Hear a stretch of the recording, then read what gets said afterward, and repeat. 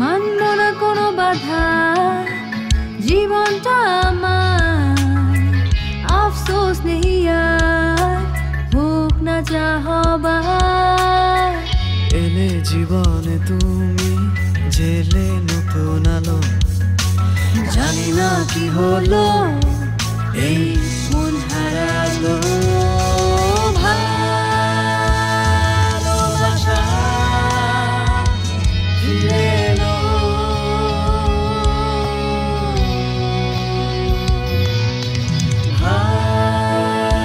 ভালোবাসা ফিরে এলো।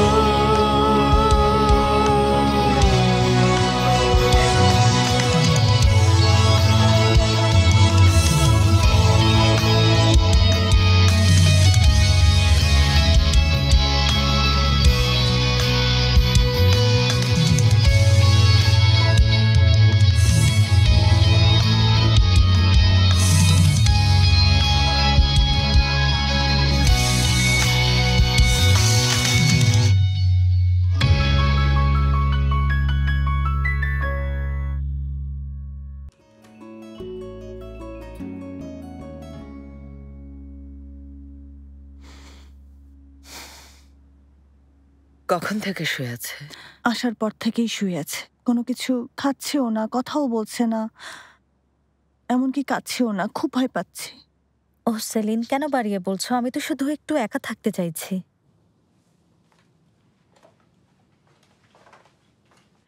আমার লক্ষ্মী মা। জেইনেব, দেখো মা, আমি যা কিছু করেছি তার জন্য আমি খুবই দুঃখিত।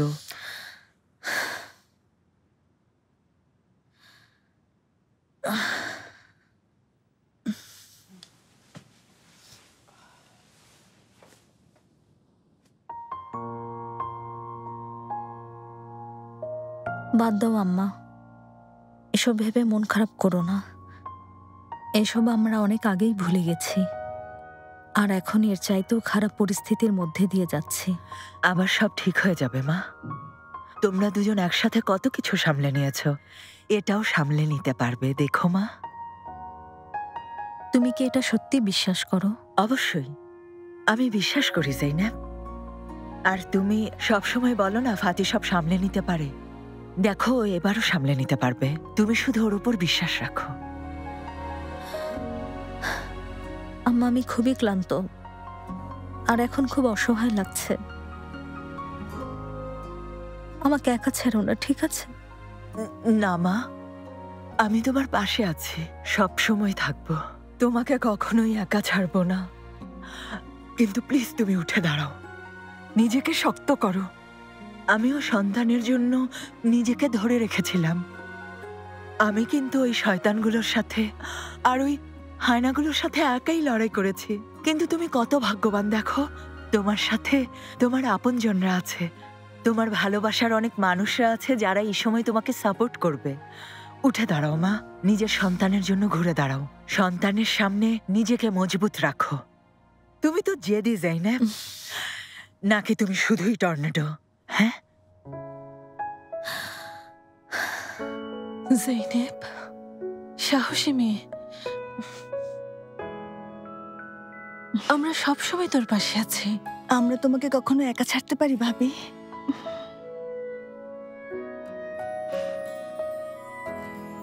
আমি সত্যি ভাগ্যবান, তোমাদের মতো বন্ধু পেয়েছি, এমন পরিবার পেয়েছি। এভাবে বলিস না প্লিজ।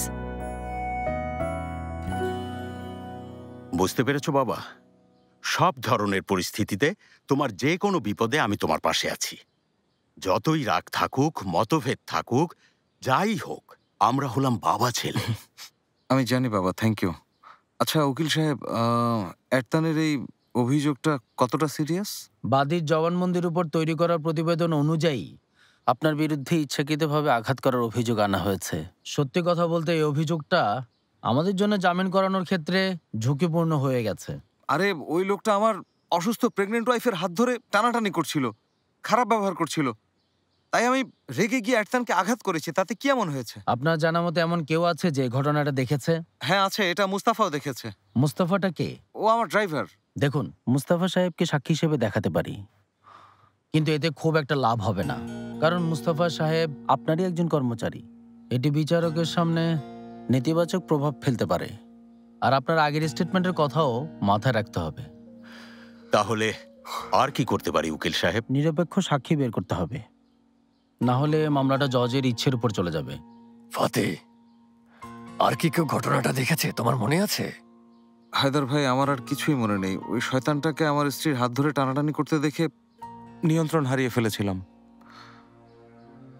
এছাড়া আরেকটা উপায় আছে। কি সেটা? কি বলুন? বাদীকে কনভিন্স করে আমরা মামলাটা উঠিয়ে নিতে পারি। কিন্তু আমরা এটা কিভাবে করব? ক্ষমা চেয়ে বিষয়টা সহজ করা যেতে পারে। এ ধরনের কেসগুলো এভাবেও সমাধান করা যায়। আমি ওই শয়তানটার কাছে ক্ষমা চাইবো? এটা কখনোই সম্ভব না। বরং ও নিজে এসে আমার স্ত্রীর কাছে ক্ষমা চেয়ে যাওয়া উচিত। শান্ত হও ফাতি, শান্ত হও। কি বলছো বাবা? আমি কিভাবে শান্ত হব? আমাকে ওর কাছে ক্ষমা চাইতে বলছে। তুমি কখনোই ক্ষমা চাইবে না ফাতি। এই ব্যাপারটা আমি সামলে নেব। কিভাবে? ওটা আমার উপর ছেড়ে দাও। তুমি আজ পর্যন্ত যা কিছু করার চেষ্টা করেছো, বারবার শুধু নিজেই ঝামেলায় পড়েছো। তাই এইবার তোমার সমস্যাটা আমি সমাধান করব। চলুন উকিল সাহেব। হায়দার সাহেব, আপনাকে অনেক ধন্যবাদ। ও এখন আপনার দায়িত্বে। হ্যাঁ, নিশ্চয়ই, কোনো চিন্তা করবেন না, আমি ওকে নিরাপদে রাখবো। চলুন। আচ্ছা ফাতি, তুমি এখানে চুপচাপ থাকবে, বাইরে গিয়ে নিজেকে আর কোনো ঝামেলার মধ্যে জড়াবে না, ঠিক আছে? সাবধানে থেকো। শেফকেত, এই হলো ওদের অবস্থা। জেইনেব আমার আর ফাতি তোমার মতোই ভাগ্য পেয়েছে। জানি না এই বাচ্চাগুলো কিভাবে এই বিপদ থেকে বের হবে, কিন্তু ফাতির ওখান থেকে পালানো উচিত হয়নি, ধরা দিত। ওর অপরাধ তো তোমার মতো গুরুতর না। আরে হয়েছে, আমি এইভাবে আর পারবো না। শেফকেত, কি করছো? কি আমার করবো? আমি তো এভাবে বিরক্ত হয়ে গেছি, চুল পরে থেকে, জ্যাকেট পরে থেকে আমি সত্যি ক্লান্ত হয়ে গেছি। একদম পাগলামি করবে না, চুপচাপ এখানে বসে থাকো। আচ্ছা, এখন কি আমি তোমাকে সামলাবো? দেখো মেরিয়াম, ওই শয়তানটাকে খুঁজে বের করব, তারপর ওকে আমি নিজের হাতে শাস্তি দেব। ওই অসভ্যটার কি করে সাহস হয় আমার মেয়েকে কষ্ট দেওয়ার? হ্যাঁ, আর এদিকে আমার অবস্থাটা দেখো, আমি জেল থেকে পালিয়ে এসে নিজেই নিজেকে এই জেলখানায় আবার বন্দি করে রেখেছি। না, আমি যাবই। হ্যাঁ। ও শেফকেত, তোমাকে নিয়ে আর পারা যায় না। উফ, আল্লাহ।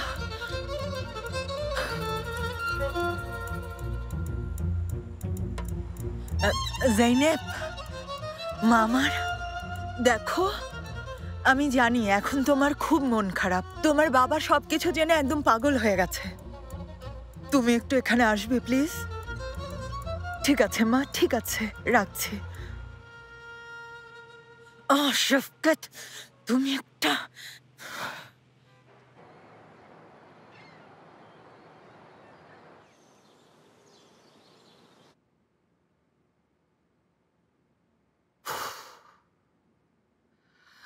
যদিও আমি এসব বিশ্বাস করি না, নজর কাটানোর জন্য কি কিছু করা উচিত? ওহ আম্মা, আল্লাহর দোহাই চুপ করুন। কোত্থেকে আসছে এসব কুসংস্কার? কি করব ফেহমি, দেখছো না বাচ্চাগুলোকে? বিপদ পিছুই ছাড়ছে না, একটা শেষ না হতে আরেকটা শুরু। আচ্ছা, আমরা কি অজান্তে কোনো ভুল করে ফেলেছি, কোনো ক্ষতি করেছি কারো? হ্যাঁ, যার জন্য আল্লাহ আমাদেরকে এমন শাস্তি দিচ্ছেন? গুলসুম সুলতান, আমরা কি সেরকম মানুষ নাকি? এই খারাপ সময়গুলো চলে যাবে, চলে যাবে। ইনশাল্লাহ মুকাদ্দের তাই যেন হয়। কি হলো ফেহমি, কোনো উপায় খুঁজে পেলে? আমি দেখছি আম্মা, দেখে বোঝার চেষ্টা করছি। এটা খুব কঠিন একটা পরিস্থিতি। আমার মনে হয় ওই লোকটাকে অভিযোগ তোলার জন্য অন্য কোনোভাবে কনভিন্স করা উচিত ফেহমি। তাহলে আমাদের ফাতির কোনো ক্ষতি হওয়ার সম্ভাবনা আর থাকবে না। জানি আম্মা, আমি চেষ্টা করেছি, কিন্তু সে মানছে না, বাচ্চাকেই ফিরিয়ে নিতে চাইছে। অবশ্য ওর এটা বলার অধিকার আছে। কখনো ভুল করেও এসব কথা মাথায় আনবে না। সেলিমকে ছাড়া আমি কিভাবে থাকবো ফেহমি? আম্মা, আপনি অস্থির হবেন না প্লিজ। সেলিম পাশাকে কেউ নিয়ে যেতে পারবে না। উকিল একটা উপায় ঠিকই বের করবে, চিন্তা করবেন না। আমি এজন্যই বলেছিলাম ছেলেটাকে দিয়ে দাও, আমি ওকে নিয়ে অন্য কোথাও চলে যাই। কোন ছেলেটাকে মুকাদ্দের? এরতানকে। কি বলছো এটা? যদি ওরা অনুমতি দিত, আমি ওকে নিয়ে বিদেশে চলে যেতাম আর ওরা সবাই নিশ্চিন্তে থাকতো, কিন্তু না, দিল না। আচ্ছা, মুকাদ্দেস কি এসব ব্যাপারে সবকিছুই জানে ফেহমি? অবশ্যই জানে। কিন্তু ওর সবকিছু জানাটা একটু বিপজ্জনক না? দেখো মুকাদ্দেস এখন সুস্থ হয়ে গেছে। হ্যাঁ, কিন্তু এখনো কোথায়? নিশ্চয়ই আবার ছবি আঁকতে বসেছে।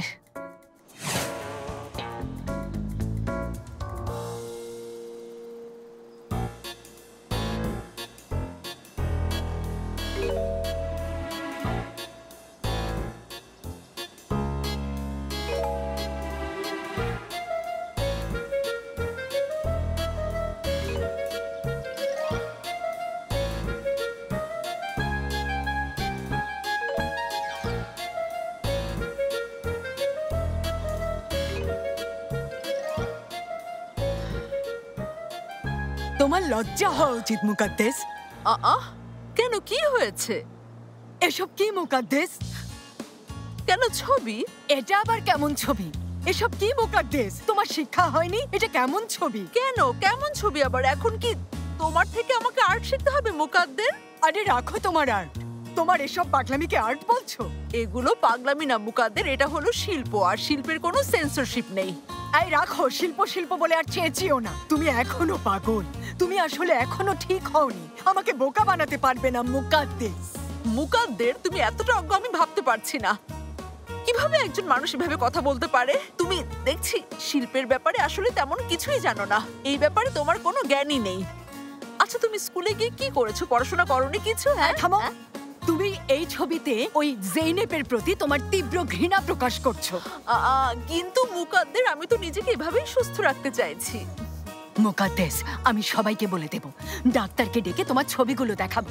দেখো, বাচ্চাগুলো এখন এমনি অনেক বিপদে আছে, তুমি আর ওদের পেছনে পড়ো না প্লিজ। মুকাদ্দের, দেখো লক্ষ্মী বোন আমার, আমি সত্যি সুস্থ হয়ে গেছি। আর এগুলো শুধুই আমারই অবচেতন মনের কিছু চিন্তা মাত্র, বুঝেছো? আমার অবচেতন মনের খারাপ চিন্তাগুলো ঠিক এভাবেই ছবির মাধ্যমে বেরিয়ে আসছে। আর এটাই তো ভালো, আমার ঘৃণাগুলো বেরিয়ে আসছে, এতে খারাপ হওয়ার কি আছে বলো? হ্যাঁ সত্যি মুকাদ্দেস, আমি কত কিছু বললাম কিন্তু তুমি চিৎকার করলে না। আর একজন সুস্থ মানুষের মতো কেমন যুক্তি দিয়ে কথা বলছো। হ্যাঁ ভাবো, দেখো মুকাদ্দের, মানুষের অতীত দেখে তাকে বিবেচনা করা কখনোই উচিত না। আর তাছাড়া আমরা দুজন তো আপন বোন, আমরা দুজন হলাম একই বাবা মায়ের সন্তান, একই মায়ের গর্ভে আমাদের জন্ম হয়েছে। তারপরেও ভাবতে পারছো? তুমি পর্যন্ত আমাকে বিশ্বাস করছো না, তুমিও আমাকে পাগল ভাবছো, লুকিয়ে লুকিয়ে আমাকে ফলো করছো মুকাদ্দের। না না মুকাদ্দেস, বিষয়টা তেমন না। আমি তোমাকে সত্যি বিশ্বাস করতে চাই, কিন্তু কিন্তু কি মুকাদ্দের, আল্লাহর দোহাই এখন এসব বাদ দাও। দেখো আমি সুস্থ হয়ে গেছি, এটা মেনে নাও। আমার এখন ঝামেলা একদম ভালো লাগে না। আর শোনো, আমি না কোনো ধন্যবাদ চাই, না কোনো প্রশংসা, কিছুই চাই না। আমি শুধু চাই তোমরা আমাকে বিশ্বাস করো। মুকাদ্দের দেখো, আমি সত্যি এখন সুস্থ হয়ে গেছি, তোমাদের সবার দোয়ায় সুস্থ হয়ে গেছি। আরে দেখো দেখো, এই জাঙ্গটাও কত সুন্দর, ও খুবই কিউট দেখতে, মাশাআল্লাহ।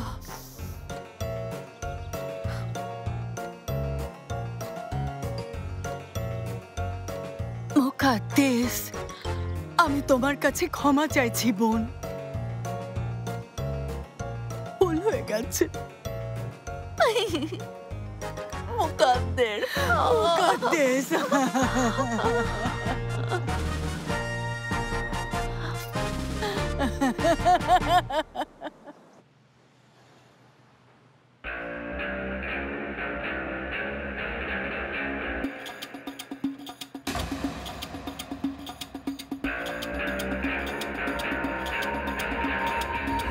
এই তো গল্প শেষ। তেউমান মারা গেছে, ব্যাস গল্প শেষ। তেজি শেফকেত ফিরে এসেছে। পাগলামি করো না, এখান থেকে বের হওয়ার সাথে সাথেই পুলিশ তোমাকে ধরে নিয়ে যাবে। বাবা কি করছো? এই অবস্থা কেন? কেন বলছি, দেখো জৈনেব, একদম আমার সিদ্ধান্তে নাক গলাবে না। আমি আর এখানে থাকবো না। এখানে এভাবে বসে থাকতে থাকতে আমি ক্লান্ত হয়ে গেছি। বাবা, এমনিতেই অনেক বিপদে আছে, দয়া করে তুমি ড্রেসটা চেঞ্জ করে চুপচাপ এখানে দাঁড়িয়ে থাকো। না, আমি থাকবো না। এখানে আছি বলেই তোমাদের সাথে এসব হচ্ছে। আমি গিয়ে সব সামলে নেব। কি করবে তুমি বাবা? কিভাবে সব সামলাবে? শয়তানটাকে খুন করব। খুন করবে? হ্যাঁ। ঠিক আছে, যাও, তোমার যেখানে যেতে মন চায় যাও, যাকে ইচ্ছে খুন করো। জৈনেব, কি বলছো তুমি? হ্যাঁ আমি ঠিকই বলছি আম্মা, অনেক হয়েছে, বাদ দাও, যার যা খুশি তাই করুক। বাবাকে নিয়ে ভাবো, পরিবারকে নিয়ে ভাবো, সবাইকে নিয়ে ভাবো, কিন্তু আমাকে নিয়ে ভাবার কেউ নেই। সবাই শুধু নিজের ক্ষমতা দেখাতে ব্যস্ত। রাখো তোমাদের এই মিথ্যে অহংকার, অনেক হয়েছে। আমি তোমাদের বাড়াবাড়িতে ক্লান্ত হয়ে গেছি বাবা। তাই আমি আর তোমাদের নিয়ে নাক গলাবো না। তোমাদের যা ইচ্ছে হয় করো, যাকে খুশি খুন করো, আমি কিছু বলবো না, ঠিক আছে? হ্যাঁ, ও ঠিকই বলেছে। আচ্ছা, তোমার যা ইচ্ছা হয় তাই করো। আল্লাহ আল্লাহ, তুমি আমাদের নিয়ে আর ভেবো না, আমরাও তোমাকে নিয়ে ভাববো না।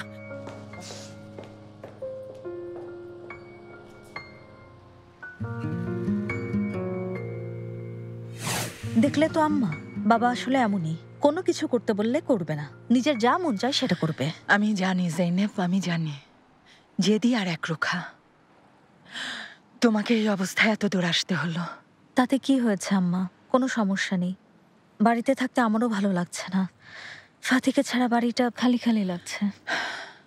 মন খারাপ করো না মা, দেখো খুব তাড়াতাড়ি ফিরে আসবে। আচ্ছা, এখন আমি যাই।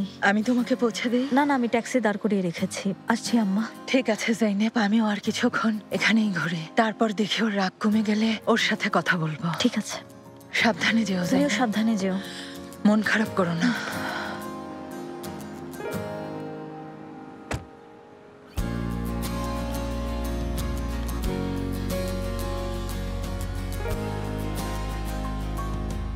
ডার্লিং, চিন্তা নেই, আমরা কখনো আলাদা থাকবো না, কারণ আমি এখানে চলে এসেছি। তুরকান, ভালো হয়েছে তুমি এসেছো। তোমাকে ছেড়ে থাকা মৃত্যুর চেয়েও কঠিন। ও মাই লাভ, তুমি আমাকে সত্যি মিস করেছো?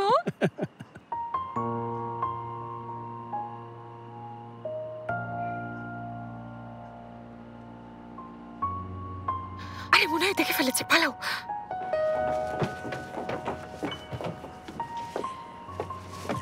এই শোনো, তুমি কি আমাকে পাহারা দিচ্ছ? আমি কেন তোমাকে পাহারা দেব? সেটা আমি জানি না, হয়তো তোমার অভ্যাস হয়ে গেছে, কারণ তুমি মাঝে মাঝে আমাকে ফলো করতে থাকো। আল্লাহ আল্লাহ, দেখো আমি এমনিতে অনেক ঝামেলায় আছি, তুমি যাও। ঠিক আছে, আমি এখন চলে যাব, কিন্তু একটা বিষয়ে চিন্তা হচ্ছে। কি? তুমি কি একটু আগে অপ্রত্যাশিত কিছু দেখেছো? তোমার বাবার ড্রাইভারের সাথে প্রেম করছো, এমন কিছু নাকি? মানে দেখেছো? এই মেয়ে, তোমার মাথায় কি কিছু নেই নাকি? কি বাজে কথা বলছো? তুমি আমাকে আগেই বলেছো ওর নাম সেরহাত, সেটাও বলেছো। ও আরে হ্যাঁ, আমি তোমাকে আগেই বলেছিলাম, তাই না? আমি শুধু শুধু ভয় পাচ্ছিলাম। কিন্তু আমি তোমাকে এসব কথা কেন বলেছিলাম? কারণ তুমি এমনই, তোমার স্বভাবটাই এমন। দেখো ফাতি, যদি বাবাই ব্যাপারে কোনো কিছু শোনে তাহলে কিন্তু। বাবা কি শুনবে না তুরকান? বাবা তুমি কি নিয়ে কথা হচ্ছিল এখানে? আসলে তুরকান আপনাকে। আমরা আসলে কোনো কিছুই বলছিলাম না। না মানে বাবা, এমনি দুঃখ শেয়ার করছিলাম। কি বলবো বলো, আর তো কিছু বলার নেই। আমি এসব শুনতে চাইনি। আমার কি শোনা যাবে না সেটা জানতে চাচ্ছি। ফাতি। হায়দার ভাই, আসলে আপনার মেয়ে তুরকান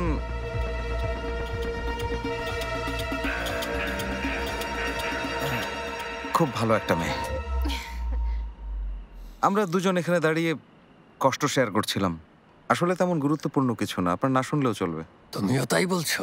অবশ্যই বলবে বাবা, এছাড়া আর কি বলবে? বলার মতো আর কিছুই নেই, খারাপ কিছু না। আমরা দুজন তো এমনি এখানে দাঁড়িয়ে নিজেদের নিয়ে কথা বলছিলাম, তোমার বিষয়ে কিছু না। তুমি এসব নিয়ে ভেবো না, কখনোই না, একদমই ভেবো না বাবা, ঠিক আছে? ভেবোই না।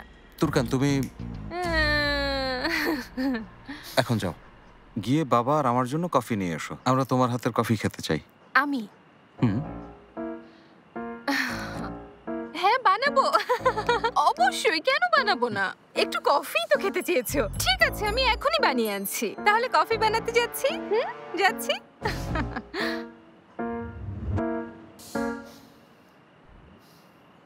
তুরকান কফি বানাতে যাচ্ছে?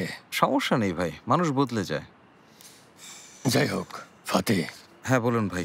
তুরকান কি তোমাকে বিরক্ত করছে? তুরকান একটু বেশি কথা বলে, কিন্তু তোমাকে পছন্দ করে। হ্যাঁ, একটু বেশি কথা বললেও ভালো মেয়ে।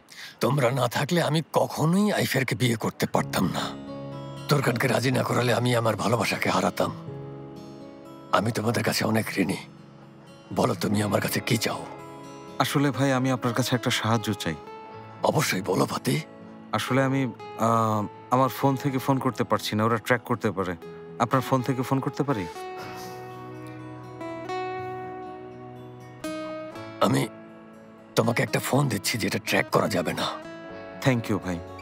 কথা বলো।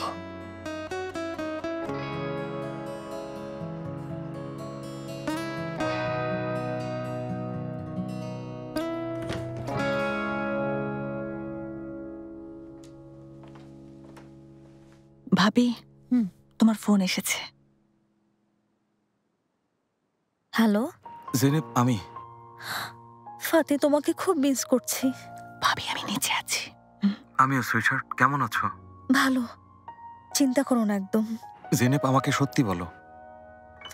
সত্যি ডার্লিং, সব ঠিক হয়ে যাবে, চিন্তা করো না। জেনেব, স্বাভাবিক হও। আমার জন্য, আমাদের বাচ্চাদের জন্য স্বাভাবিক হও। হুম, ঠিক আছে। সেলিম ওখানেই আছে? হ্যাঁ, এখানে আছে, ঘুমোচ্ছে, আবার জেগে উঠছে। ও তোমাকে মিস করছে। আমি ওকে খুব মিস করছি। সেলিম ওর বাবাকে খুঁজছে, সারাক্ষণ বাবা বলে ডাকছে। ফাতি, আজ পুলিশ এসেছিল। কি বলছো, বাড়িতে? হ্যাঁ, তোমার কথা জিজ্ঞেস করেছে। আমি বলেছি কোথায় আছো আমি জানি না।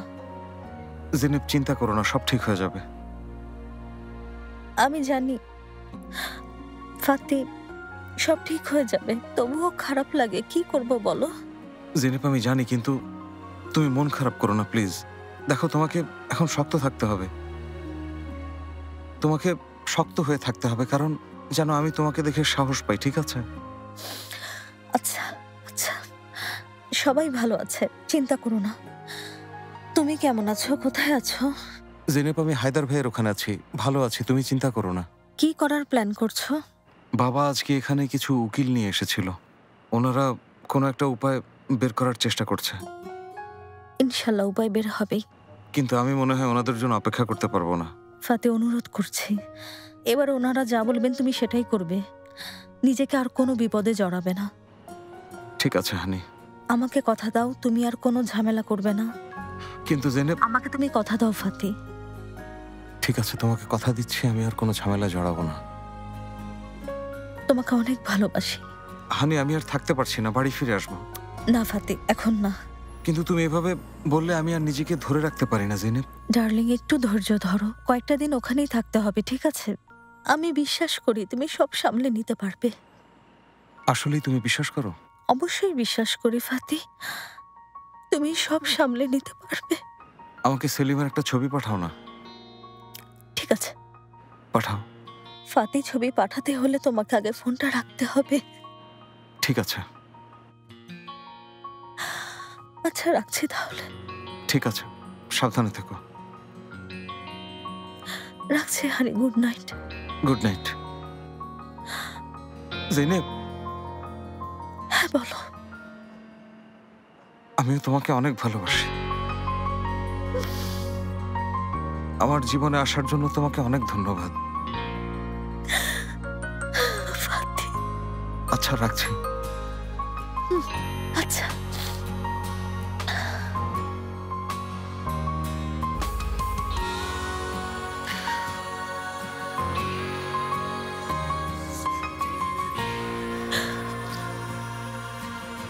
তোমার ছবি দেখতে চেয়েছে বাবা, চলো আমরা একটা ছবি তুলি।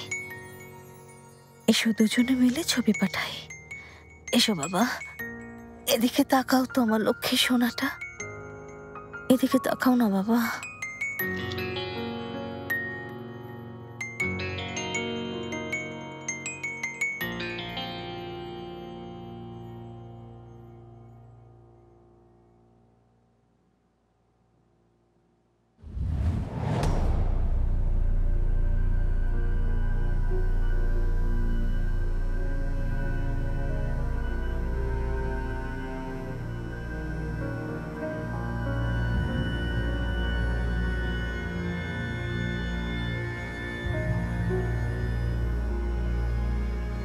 বলো, কত টাকা চাও তুমি?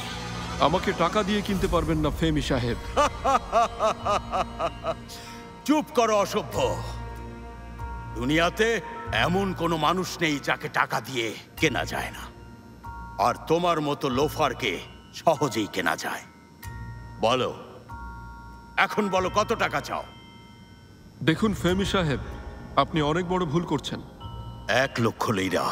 কি রাজি তো?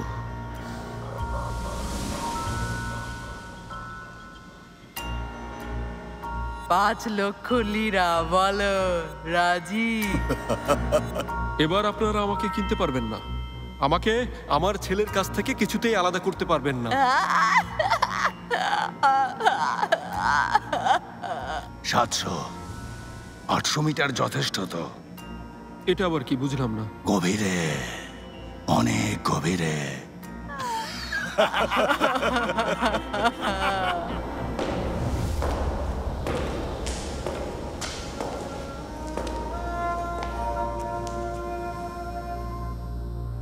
এই একটা বুলেটই তোমার জন্য যথেষ্ট হবে। এত আয়োজনের দরকার নেই।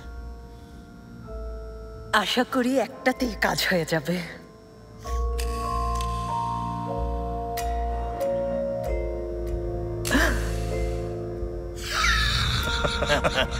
না, এটা আমাদের সাথে যায় না। পুরনো পদ্ধতি। চলো ওকে পেট্রোল দিয়ে জ্বালিয়ে দেই। আজকাল এই পদ্ধতি ভালোই চলছে।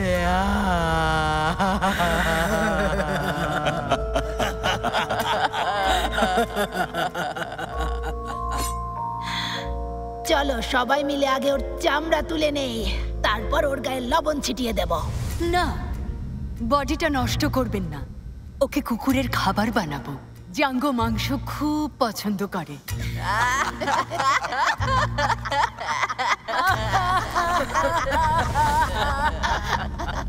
ভয় দেখিয়ে কোনো লাভ নেই। আমি সিদ্ধান্ত বদলাবো না।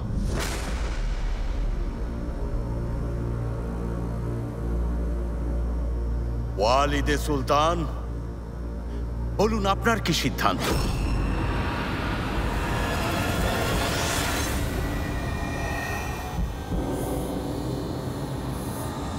ওকে মরতেই হবে। শিরচ্ছেদ করো।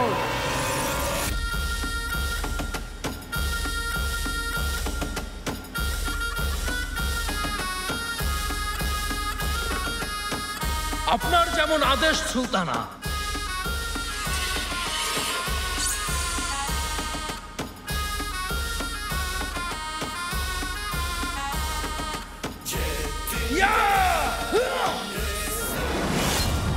খুব ভালো করেছো দাদিমা। দুঃস্বপ্ন ছিল। আমি দাদিমাকে কখনোই জেলে পচে মরে যেতে দেবো না, কখনোই না। হানি, তোমাকে সত্যি অনেক ধন্যবাদ। শিকারি কটেজ, হোটেল, তোমাদের বাড়ি, এমন কোনো জায়গা নেই আমি যাইনি। আর এখন তুমি বলছো হায়দার সাহেবের ওখানে যেতে? কি করব? আগে তো জানতাম না কোথায় আছে। আমি মাত্রই শুনেছি। ঠিক আছে, আমি চলে এসেছি। আর শোনো না, আমার শরীরটা খুব খারাপ লাগছে। দুলা ভাই, চিৎকার করছো কেন? না এমনি, আসলে তোমাকে এভাবে দেখে ভয় পেয়ে গিয়েছিলাম। তুমি এখানে কি করছো? এখানে আমি তোমাকে সাপোর্ট দিতে এসেছি। আমরা দুজন শ্যালক দুলা ভাই। খুব ভালো, তাহলে আমরা দুজন মিলে একসাথে যাচ্ছি। কিন্তু যাচ্ছি কোথায়? এরতানকে খুঁজে বের করতে। আরে দুলা ভাই, তুমি এখন এমনিতেই বিপদ। এই একদম বেশি কথা বলবে না, চলো আমরা যাচ্ছি। আচ্ছা আচ্ছা ঠিক আছে, আমি তো তোমাকে সাপোর্ট করতে এসেছি, তোমার জন্য জীবন দেবো। হ্যাঁ চলো। কিন্তু আমরা কোথায় যাব? এরতানকে খুঁজতে। কিন্তু আমি তো এরতানের বাড়ি চিনি না। তবে ও তো এখন ওর বাড়িতে থাকবে না, নিশ্চয়ই জানসুর বাড়িতে আছে। জানসুর বাড়িও তো চিনি না। জানসুর বাড়ি আমি চিনি। তুমি কিভাবে চিনলে? কি বলছেন দুলা ভাই, আমি তো আপনার অ্যাসিস্ট্যান্ট, তাই আমাকে এরকম অনেক কিছুরই খবর রাখতে হয়। ওরহান, এখানে আমাদেরকে কেন ডেকেছো? কি হলো বলো তো? আচ্ছা কথা শোনো, আমাদের জানসু আছে না? হ্যাঁ, কি হয়েছে? আমাকে ওর বাড়ির ঠিকানা দাও। তার কারণ? ওই অসভ্য এরতান হয়তো এখন ওর বাড়িতেই আছে, আর আমাকে বাড়িটা খুঁজে বের করতেই হবে। কাজ হয়ে গেছে ওরহান, আমরা তোর বাড়ি চিনি। তোমরা কিভাবে চিনলে? হ্যাঁ, আমাদের এই ব্যর্থ হিরো আছে না জেবাত, আর এখন আবার ওই সে যাই হোক, আমরা কোনোভাবে বিষয়টা জানতে পেরেছি। ওরহান, কি করতে চাইছো সেটা আগে বলো। ঠিক আছে, কথা বাড়িও না, ঠিকানা বলো। আমি আগে থেকে সম্ভাব্য বিপদের সব প্রস্তুতি নিয়ে রেখেছিলাম দুলা ভাই। খুব ভালো করেছো, অসাধারণ। চলো যাওয়া যাক, চলো। হ্যাঁ চলো। তোমার ঠান্ডা লাগছে না? হ্যাঁ, খুব ভালো ওরহান। ওই স্পাইং এর কাজটা করে দেখছি তোমার বেশ মাথা খুলেছে। দুলা ভাই, আবার পুরনো কথা কেন তুলছো? আমার খারাপ লাগে। পুরনো কথা নিশ্চয়ই তুলবো, ওসব আমি কিছুই ভুলে যাইনি, মনে রেখো। এর হিসেব আমি পরে নেব। ঠিক আছে, এসব আগে শেষ হোক, তারপর যা খুশি করো, আমার মাথা ফাটিয়ে দিও। সত্যি ফাটাবো? হ্যাঁ।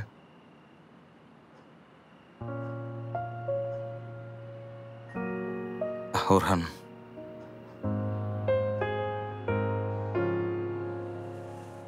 এই ইমোশনাল সিন আর কিছুক্ষণ চললে আমি কেঁদে ফেলবো কিন্তু। ঠিক আছে ঠিক আছে, ছেলে মানুষই করতে হবে না, চলো এখন। দুলা ভাই কি হলো? এই বাড়িটাই। আরে এটা আগে বলোনি কেন? যদি দেখে ফেলতো? আরে ঠিক আছে, রাগ করো না, এখনো দেখেনি। আচ্ছা থামো, কথা বলো না। তুমি নিশ্চিত? তুমি এখানেই থাকো। ঠিক আছে, সাবধানে।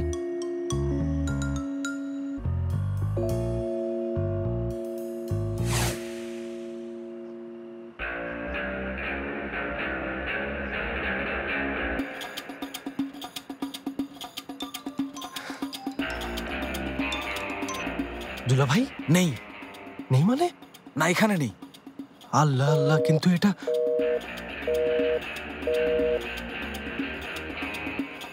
কোথায় চলে গেল লোকটা?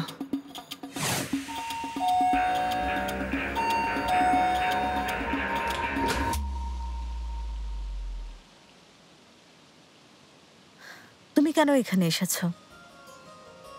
কে এসেছে? কে? দুলা ভাই। এই তুমি এখানে কি করছো? ও মেয়েরা, তোমরা কেউ দেখছি জেনেবকে একা ছেড়ে যাওনি, বেশ ভালো। আমি কিন্তু তোমাকে সাজিবে, প্লিজ শান্ত হও। কোনো ঝামেলা করতে চাই না, শুধু জেনেবের সাথে কথা বলতে এসেছি। তোমার সাথে কথা বলার মতো কিছুই নেই। জেইনেব, বাদ দে তো, চল আমরা ভেতরে যাই। এই যে মেয়েরা, এতন কথা বাড়িও না, বাড়াবাড়ি করলে আমরা পুলিশ ডাকবো। হ্যাঁ ডাকো না, পুলিশ তো বাড়ির সামনে দিয়েই ঘুরে বেড়াচ্ছে। সরে যাও, আজ আমি ওর মাথা ফাটিয়ে ছাড়বো। এক মিনিট, সবাই ভেতরে যাও। না, আমরা যাবো। যাও, আমি কথা বলে দেখছি। জেনেব, আর কথা বাড়াস না, সবাই ভেতরে যাও। আচ্ছা চলো। দাঁড়াও, তোমাকে আমি পরে দেখে নেব।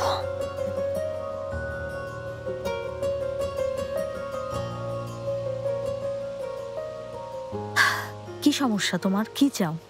তুমি এমন করলে তো আমি কিছুই বলতে পারবো না জেনেব। আমার কথা তো শুনতেই চাইছো না।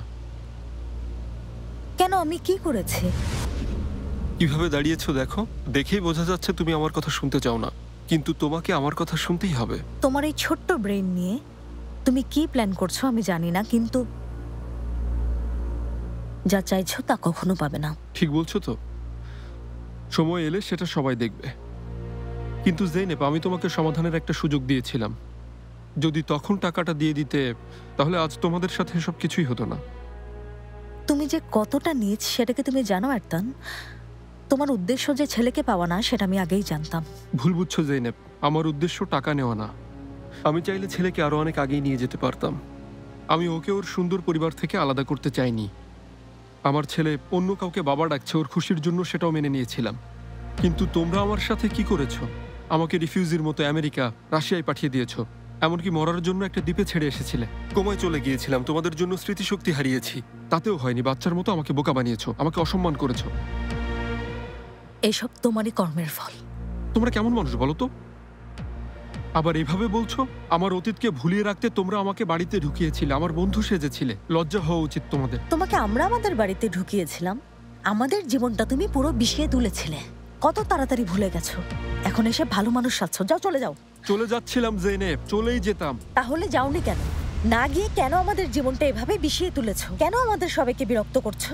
প্লিজ তুমি এখান থেকে যাও, আর কথা বাড়িও না। খেলা এখনো শেষ হয়নি, যুদ্ধটা তোমরা শুরু করেছো। শোনো, তোমাকে একটা উপদেশ দিচ্ছি। ঘুড়ির সুতো এখনো আমার হাতে, তাই আমার সাথে এভাবে কথা বলো না। তুমি কি আমাকে হুমকি দিচ্ছ? না তো। আমার কি তোমার মতো ক্ষমতা আছে যে হুমকি দেব?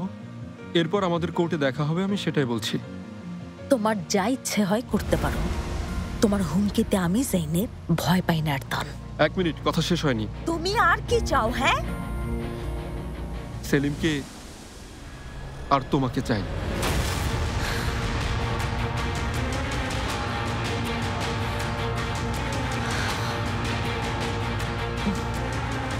ছেলেকে আর তুমি আমাকে চাও, তাই তো? ঠিক। ঠিক আছে, এখানেই দাঁড়াও। ঠিক আছে। ভাবি, আরে আরে, ও কোথায় যাচ্ছে? হ্যাঁ, সেলিম কোথায়? উপরেই আছে। বাচ্চাটা ওকে দিয়ে দেবে? বাজে কথা বলো না।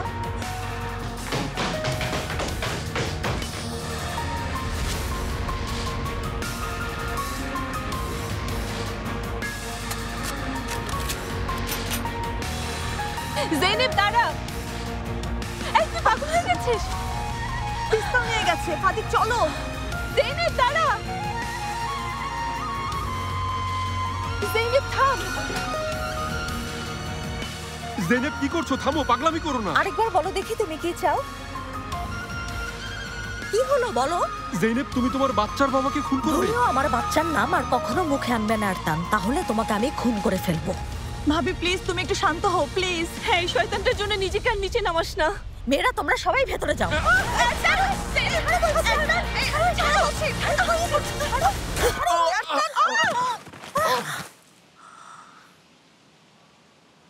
ভয় পেও না তোমরা, ঝামেলাটা মিটিয়ে ফেলেছি।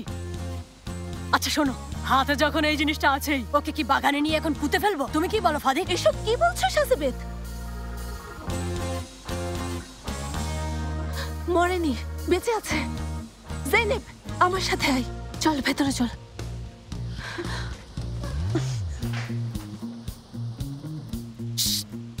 এই বেঁচে আছো? হ্যালো ওরহান, ভাইয়া তোমার সাথে? এখনই ভাইয়ার বাড়িতে এসো, দেরি করো না। বাহ শাহজি, সব সমস্যার সমাধান। আচ্ছা, ওর স্মৃতিশক্তি কি আবার চলে যাবে? ইনশাল্লাহ ও সহ চলে যাবে। এভাবে বলিস না, খুনি হয়ে যাব। কেন বলবো না ফাদিক? যথেষ্ট হয়েছে, খুনি হলে হব। হ্যাঁ আমি দেখছি।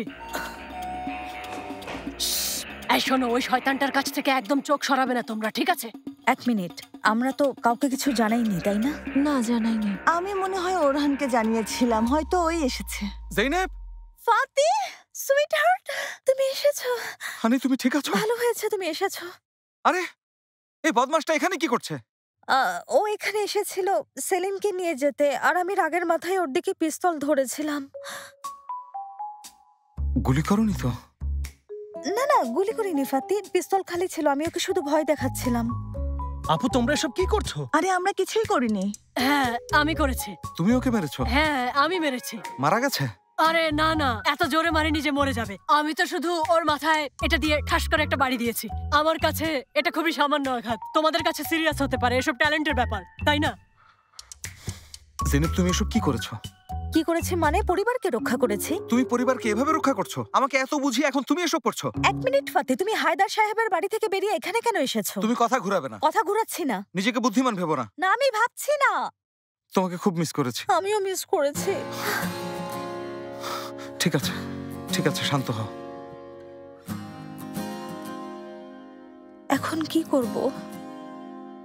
এখন শুধু একটা উপায় আছে।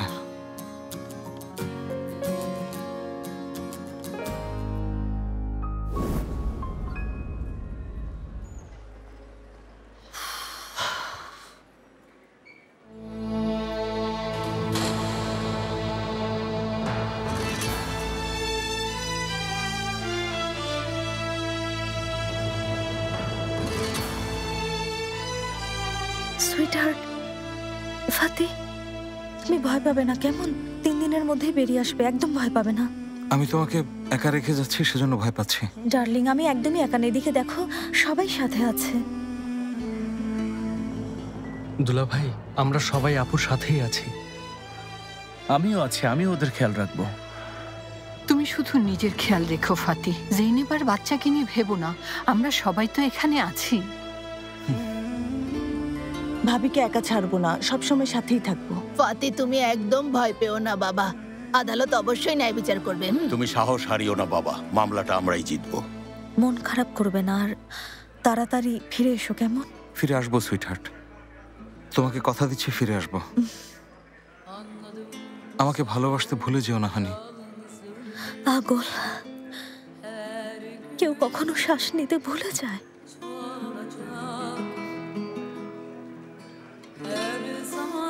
ঠিক আছে, এখন চলুন।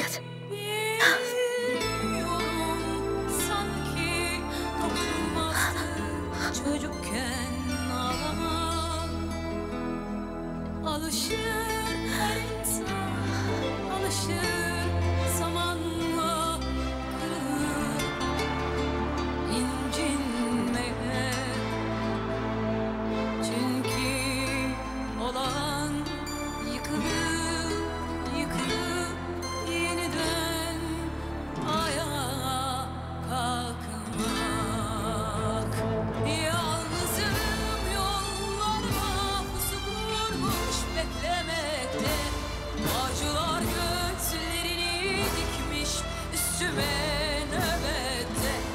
অনেক ভালোবাসি।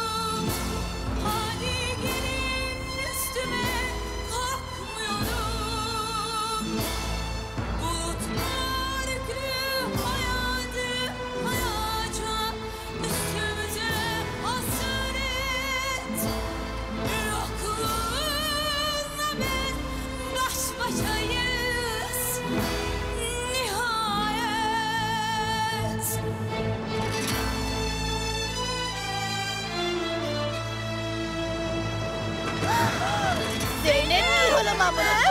Zeynep! Zeynep কি হলো? Mustafa দাঁড়িয়ে এসো। Mustafa দাঁড়িয়ে। জলদি জলদি। আরে